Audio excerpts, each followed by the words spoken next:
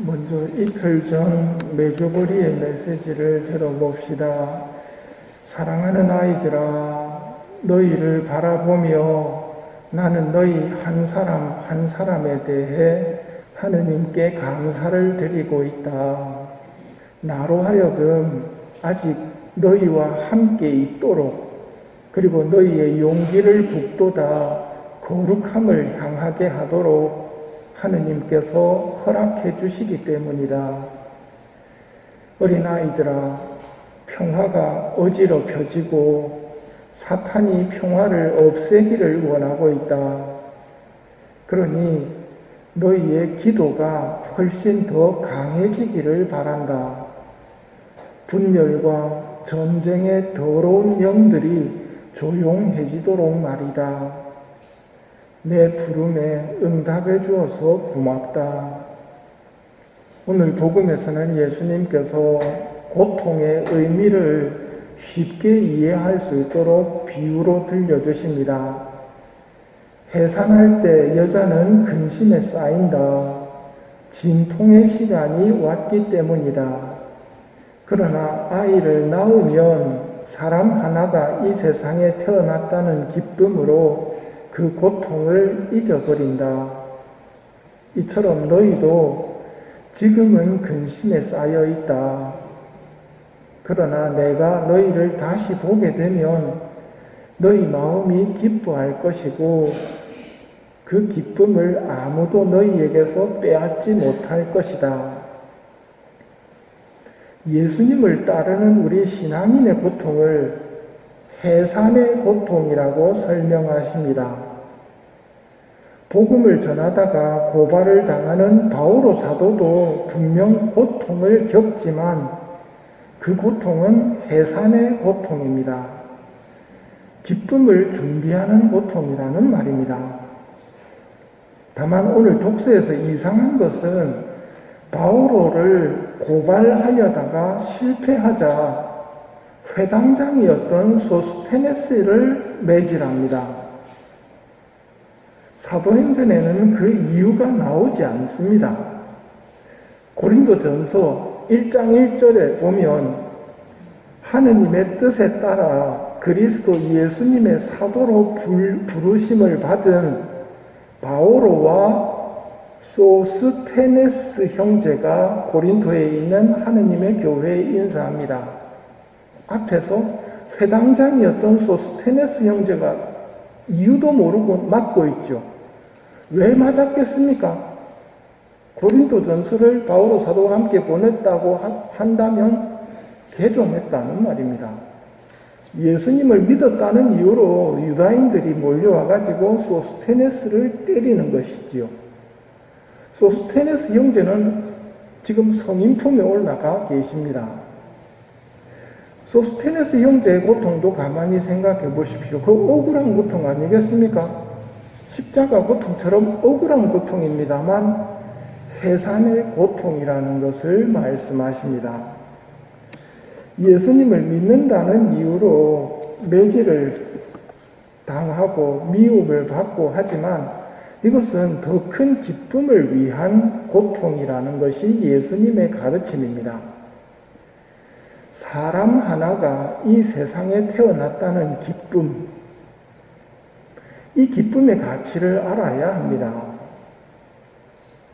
한 사람의 가치는 온 우주보다 더 귀하다고 합니다. 하느님이 그렇게 보신다는 말입니다. 왜 그렇게 보실까요? 하느님은 영원한 것을 보십니다. 잠시 있다 지나치는 것은 가치가 없는 겁니다. 반짝하고 사라져 버리는 것은 하느님에게 의미가 없지만 영원한 것이 의미가 있습니다. 사람 하나는 영원합니다. 이게 하느님을 닮은 모습이고 그렇기 때문에 성모님을 보내서 자녀들의 용기를 북돋아주고 거룩함으로 성장하도록 하느님께서 성모님을 보내주시는 겁니다. 성모님은 여기에 대해서 감사를 드리면서 당신 자녀들을 돌보시지요. 영원한 사람 하나가 태어났다는 기쁨, 영원하기에 출산의 고통이 크다 하더라도 태어난 사람에 비하면 그 고통은 아무것도 아니라는 것을 가르치시는 겁니다. 이런 성가가 있습니다. 그대 나던 날 생각나세요. 물과 성령으로 천사들 옆에서 새 꽃 한 송이 피어나던 날, 피어나던 날. 그대 나던 날 생각나세요. 제목은 먼동트입니다. 근데 천사들 옆에서 새 꽃 한 송이 피어나던 날. 1차적으로는 세례때가 해당되겠지만 2차적으로는 천국에 우리가 들어가는 것을 이렇게 표현한 겁니다. 천사들 옆에서 새꽃 한 송이 피어나던 날. 우리가 천국에서 새꽃으로 피어나야 됩니다. 그 순간의 기쁨은 영원하기 때문에 지금 우리가 겪고 있는 고통은 아무것도 아니라고 생각합니다. 사람 하나가 태어났다는 기쁨. 사람이라면 하느님에게 무지 귀한 존재입니다. 우리는 사람 중에서도 하느님을 아빠라고 부르는 사람들입니다. 이것을 깨달아야 신앙생활이 제대로 됩니다. 소스테네스가 왜 매를 맞았는지, 고린도전서 1장 1절에 그 이름이 나오는지 여러분 몰랐죠? 몰라도 됩니다. 그런 건 지식이거든요.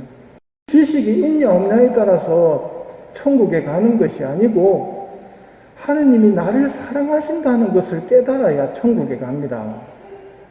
사람 하나의 영혼의 가치를 깨달아야 내가 정말 소중한 존재구나. 왜 마귀들이 죽으라고 달려들까요? 이거 영원한 존재란 말입니다. 영원한 존재이기 때문에 예수님께서도 살리려고 노력을 하시고 성모님을 보내서 용기를 북돋으라고 보내주신단 말입니다. 그러니 우리가 하느님의 사랑을 모른다면 신앙생활은 엇나가기가 쉽습니다. 지식으로만 머무는 거거든요. 그래서 정말 깨달아야 할 것은 하느님께서는 세상을 너무나 사랑하신 나머지 외아들을 내주시어 그를 믿는 사람은 누구나 멸망하지 않고 영원한 생명을 얻게 하셨다. 우리가 천사들 옆에서 새꽃 한 송이로 반드시 피어나야 합니다. 이 영원한 기쁨을 위해서 우리가 창조되었거든요. 이 영원한 기쁨을 위해서 예수님이 그 고생을 하셨단 말입니다.